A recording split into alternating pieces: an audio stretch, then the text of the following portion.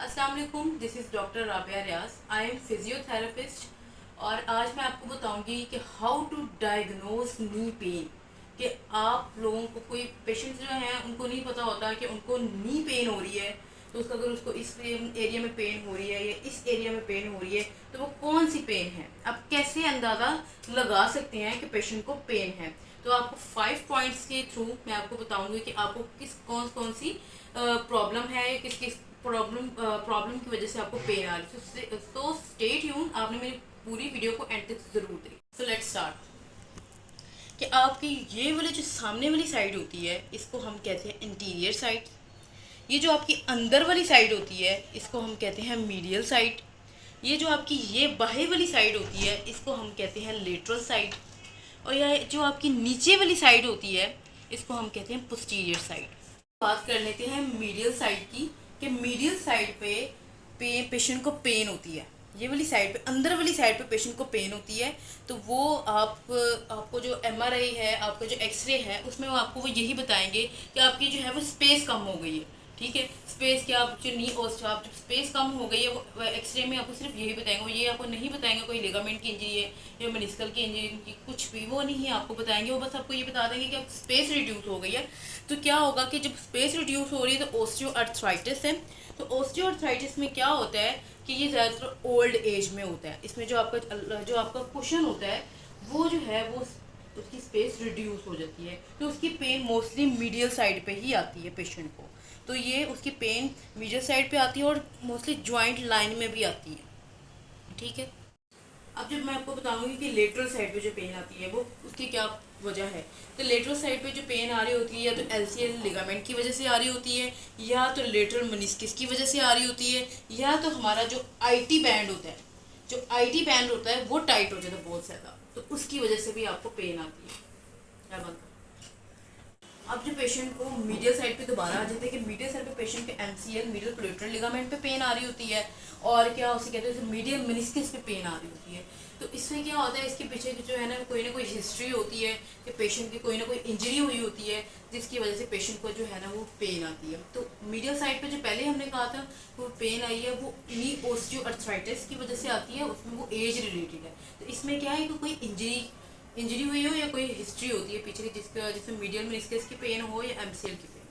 अब जो medial side में मैंने बताया था कि जो एमसीएल की इंजरी होती है उसकी जो पेन होती है जो एंटीरियर टू पोस्टीरियर भी जाती है, एंटीरियर टू मिडल से उसके पीछे भी जाती है, मीडियल साइड से पीछे भी जाती है। जो हमारी एमसीएल की इंजरी होती है, जो मीडियल मेनिस्कस की इंजरी होती है उसकी एंटीरियर टू मीडियल साइड से पीछे की तरफ उसकी पेन जा रही होती है।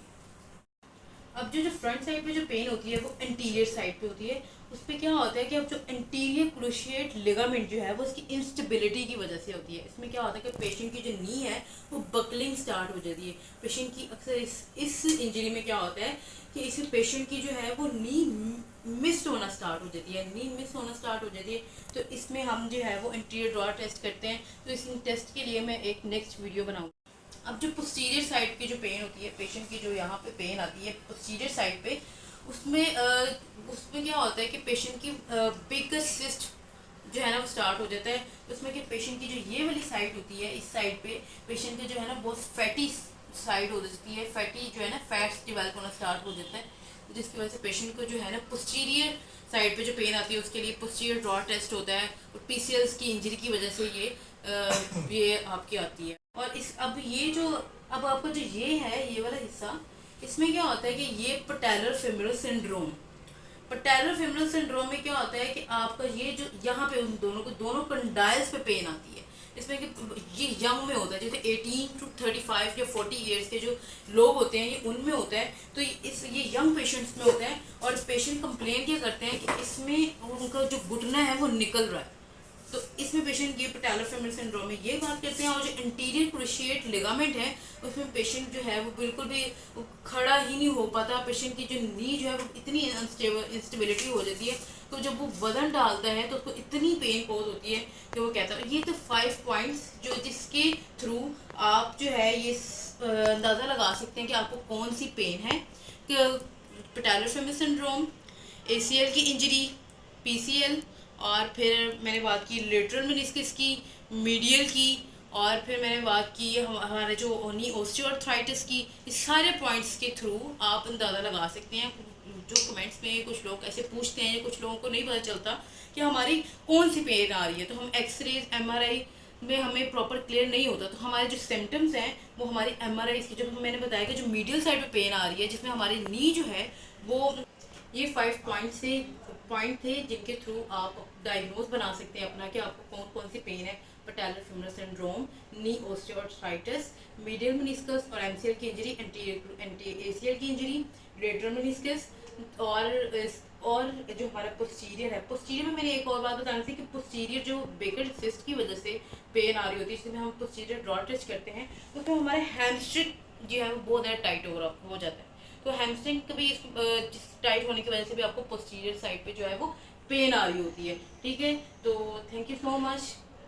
अगर आपको मेरी वीडियो पसंद आ रही है तो मेरे चैनल को सब्सक्राइब कर दें और मज़ीद और इन्फॉर्मेटिव वीडियो पाने के लिए मेरे चैनल के साथ जुड़े रहिए। Thank you so much. अल्लाह हाफिज़।